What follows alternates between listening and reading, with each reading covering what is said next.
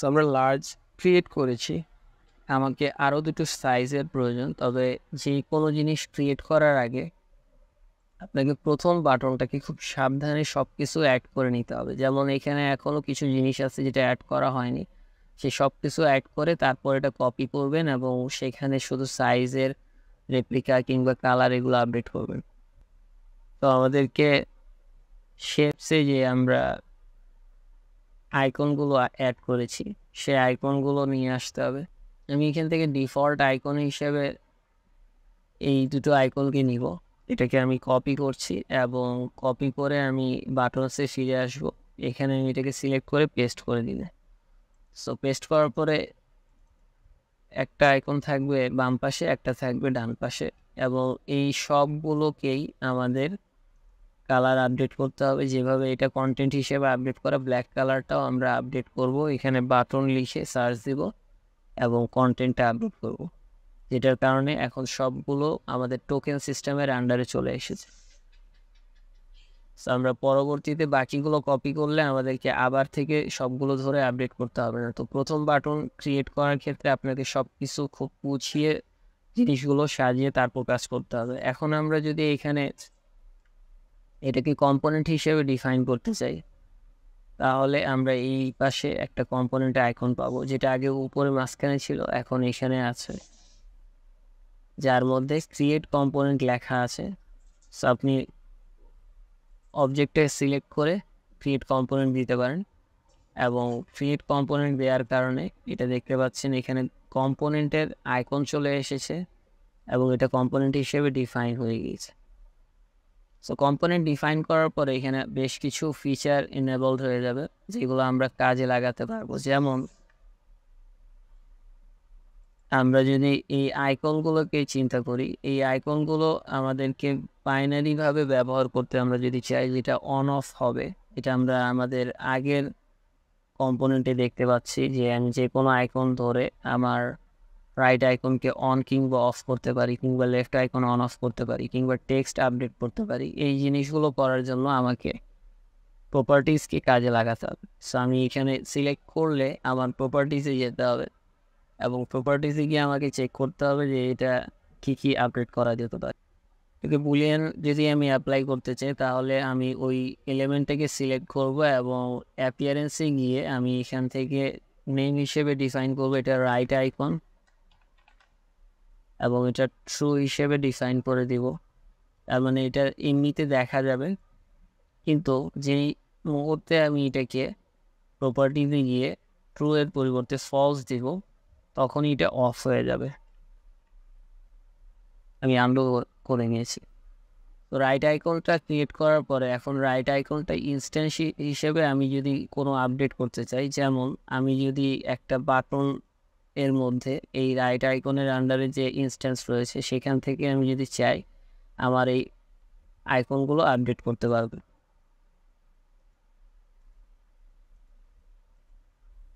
এখান থেকে আমি যে কোনো আইকন চুজ করলে এটা আপডেট হয়ে যাবে। তবে এটা ফেদার আইকনের একটা বাগ, যেটা একই সাথে তারা সবগুলো আপডেট করে না, একটা মেইন লাইনটাকে আপডেট করে, বাকি যে ভেক্টরগুলো সেটাকে আপনাকে ধরে আপডেট করতে হবে। কিন্তু যদি আপনি ম্যাটেরিয়াল ডিজাইন কিংবা অন্য কোনো ডিজাইন সিস্টেম থেকে আইকনগুলো নেন, সেক্ষেত্রে এই সমস্যাটা হবে না। যেই সিস্টেমগুলো একাধিক ভেক্টর থাকে, যেটা ফ্ল্যাটেন করা থাকে না, সেই ক্ষেত্রে এই প্রবলেমটা দেখা দেয়। তো বাকিটাকে আপনাকে নিজে থেকে আপডেট করতে হবে। যেমন এটা বাটন হিসেবে আপডেট হয়েছে, বাট এটা হয়নি। এখানে আমরা দেখতে পাচ্ছি এই বাটনটার ইনস্ট্যান্স এখনো ক্রিয়েট করা হয় না। যদি আপনি ডাবল ক্লিক করেন তাহলে এখানে শেভরন রাইট আইকন দেখা যাচ্ছে, এবং অপশানে যদি যান এখানে থ্রি ডটে, তাহলে আপনি ক্রিয়েট ইনস্ট্যান্স সব প্রপার্টি থাকবে। এই ইনস্ট্যান্সের মধ্যে ইনস্ট্যান্সের আগে আপনি রাইট কথাটা লিখতে পারেন, তাহলে বোঝা যাবে এটা রাইট আইকনের ইনস্ট্যান্স। এবং ইনস্ট্যান্স হিসেবে আমি যেটা চুজ করব সেটাই দেখাবে। তো আমি চাচ্ছি শেভরন রাইটটা থাকুক। তবে আপনি এখানে প্রিফার্ড ভ্যালু হিসেবে যদি প্লাস আইকনে ক্লিক করে ওইখান থেকে এটাকে সবগুলো চেক দিয়ে দেন, তাহলে এই সবগুলো এখানে অ্যাড থাকবে এবং পরবর্তীতে আপনি এখান থেকে আপডেট করতে পারবেন।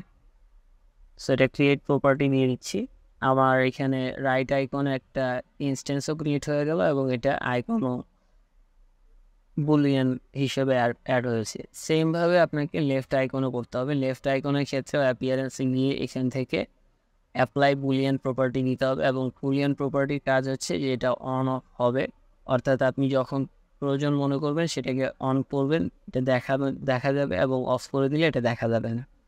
সো এখানে সুইচার অ্যাড করার জন্য একইভাবে আমরা এটার নাম দিব লেফট আইকন, এটাও ট্রু থাকবে। তো আমরা এখান থেকে সবগুলো যদি অ্যাড করতে চাই তাহলে আমরা এখানে অ্যাপ্লাই ইনস্ট্যান্স সব প্রপার্টি দিব এবং আগের ক্রিয়েট করাটা আমাকে দেখাবে যে আমি কি রাইট আইকন ইনস্ট্যান্সের সাথে অ্যাড করতে যাচ্ছি, কিন্তু আসলে দুটো দুই রকম হবে। সো আমরা এইটার সাথে অ্যাড করে দিলে একইভাবে দেখাবে, অর্থাৎ এটা যা আছে সেম ওটা দেখাচ্ছে, কিন্তু আমি তো চাচ্ছি এটা ডিফারেন্ট হবে, আমি চাচ্ছি এটা ডিফারেন্ট হবে। সেক্ষেত্রে আমাকে এখান থেকে অ্যাপ্লাই ইনস্ট্যান্সে গিয়ে ক্রিয়েট প্রপার্টি দিতে হবে, আগেরটা নিলে কাজ হবে না। ক্রিয়েট প্রপার্টিতে গিয়ে আমি ইনস্ট্যান্সের আগে লেফট লিখে দিব এবং এটার মধ্যে লেফটে যেটা দেওয়া আছে আমি আপাতত ওটাই রাখছি। আপনার ক্ষেত্রে আপনি এখান থেকে চেঞ্জ করলে ওইটা আপডেট হয়ে যাবে। সো এছাড়া আমি যেটা বলেছিলাম এখানে প্রিফার্ড ভ্যালু হিসেবে প্লাসে যদি গিয়ে এখানে ইন্টারমিডিয়েটটাকে আমি চেক দিয়ে অল চেক বক্স দিয়ে দিলে ওই সবগুলো হবে।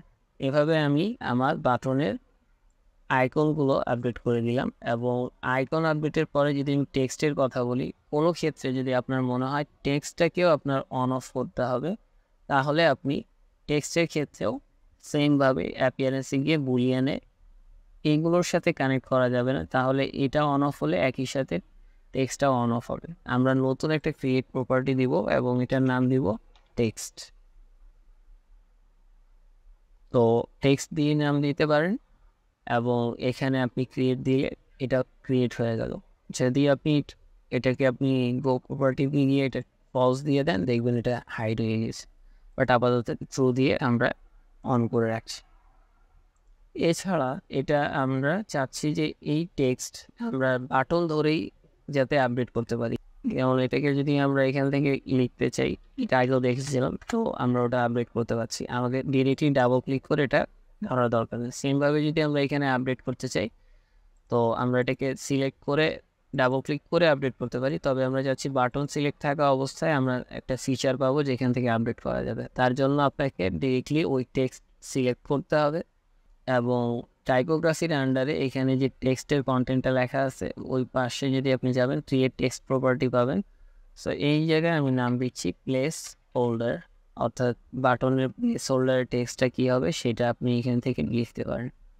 এখন আপনি এই বাটনটাকে যদি একটা কপি দেন, এটা হয়ে গেল আপনার ইনস্ট্যান্স। মেইনটা সবগুলো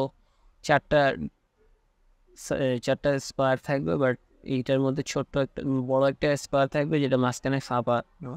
সো এই ক্ষেত্রে দেখেন এই প্রপার্টিগুলো অ্যাভেলেবল হয়ে গেছে, অর্থাৎ রাইট আইকনটা অফ করলে রাইট আইকনটা দেখা যাচ্ছে না, আবার অন করলে ইনস্ট্যান্সটাও দেখা যাচ্ছে যেখান থেকে আমরা আপডেটও করতে পারছি।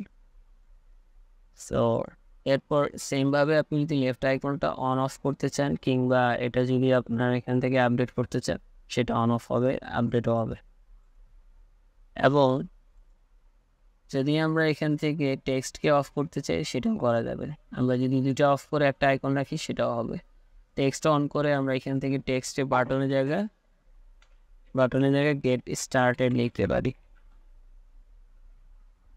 এবং এটা আপডেট হয়ে যাচ্ছে। তো এই পুরো বিষয়টা আগে সুন্দরভাবে আপনাকে সাজাতে হবে এবং দেখতে পাচ্ছেন এখানে বেশ কয়েকটা প্রপার্টি অ্যাড হয়েছে, যেমন রাইট আইকনটা ছিল এবং right instance, left icon, left instance, text এবং প্লেস হোল্ডার। যদি কোনোটা আপনার মনে হয় যে আপনাকে আপডেট করতে হবে, আপনার মেইন যে কম্পোনেন্টটা ইনস্ট্যান্সটা মেইন কম্পোনেন্টটাকে সিলেক্ট করে এখানে পাশে যে এডিট প্রপার্টি রয়েছে এখান থেকে আপনি চাইলে ওটাকে আপডেট করতে পারেন। এবং আরেকটা মাইনাস যেটা, এটা ডিলিট প্রপার্টির জন্য কাজ দিবে, অর্থাৎ আপনি চাইলে আপনার প্রপার্টিকে ডিলিট করতে পারেন। এই কয়েকটা বিষয় আপনাকে আবার মনে রাখতে হবে, যেটা আমরা ডিজাইন সিস্টেমের শুরুতে টেসলার্স ল এক্সপ্লেইন করেছিলাম। আপনি যদি দেখেন যে আপনার হোল ডিজাইন সিস্টেমে কেবল রাইট সাইডের আইকনটা ইউজ হয় কিন্তু লেফটের আইকন কখনো লাগবে না, তখন আপনার এই দুটা সেট করারই প্রয়োজন। আবার যদি আপনি দেখেন যে আপনার ডিজাইন সিস্টেমে কেবল লেফট আইকনটাই লাগবে, রাইট সাইডের আইকনের প্রয়োজন নেই, তাহলে আপনার উপরে দুইটার প্রয়োজন নেই। আপনি যদি জানেন যে সব জায়গায় আপনার বাটনের টেক্সটটাকে অন রাখতে হবে, সেক্ষেত্রে আপনার এই প্রপার্টি অ্যাড করার প্রয়োজন নেই, শুধু টেক্সটের প্লেস হোল্ডার দিলেই হবে। এমনকি আপনি যদি মনে করেন আপনার এই, যেমন আমি এই টেক্সটের প্লেস হোল্ডারটা খুব কম ব্যবহার করি, আমার মেইনলি টার্গেট হয় কন্ট্রোল দিয়ে ক্লিক করে ডিরেক্টলি টেক্সটটাকে ডাবল ক্লিক করি এবং আপডেট করে দিই। এটা আমার কাছে ফাস্টার মনে হয়, রাদার দেন আমি এটাকে ফুললি সিলেক্ট করে এখান থেকে আপডেট করব। এটা আমার আরও বেশি সময় সাপেক্ষ মনে হয়। সো আপনি যখন ডিজাইন সিস্টেম বানাচ্ছেন, আপনার কাছে অনেক ফিচার অ্যাভেইলেবল, আমরা সবই দেখব, কিন্তু যেটা আমার ফুল টিমের জন্য ইফিশিয়েন্ট সেটা আমরা কাজে লাগাবো। যেহেতু আমরা ডিজাইনটা পুরো টিমের জন্য বানাচ্ছি, তাই আমাকে এইগুলো ফিচার কনসিডার করতে হবে দেন। বাট এটা যদি আমি ইন্ডিভিজুয়াল কোনো নিজের জন্য ইউজ করি, যেখানে আমি সিঙ্গেল হ্যান্ডেডলি ফুল ডিজাইনটাকে মেনটেন করব, তখন আমি এই দুটোকে বাদ দিয়ে দিই। এবং বাকি চারটার বিষয়টা আমি বললাম যে ওটা ডিপেন্ড করে আপনার ডিজাইন সিস্টেমের উপর, আপনার ডিজাইন সিস্টেমটা কেমন, কীভাবে ওটা কাজ করছে। আশা করি বুঝতে পেরেছে। এছাড়া আমরা আমাদের ওই ডিজাইন সিস্টেমে দেখেছিলাম আরও কিছু বিষয়, যেমন টাইপ, সাইজ, স্টেট এবং অ্যাপিয়ারেন্স। সেটা কিভাবে অ্যাড হবে এটা আমরা পরবর্তীতে জানবো।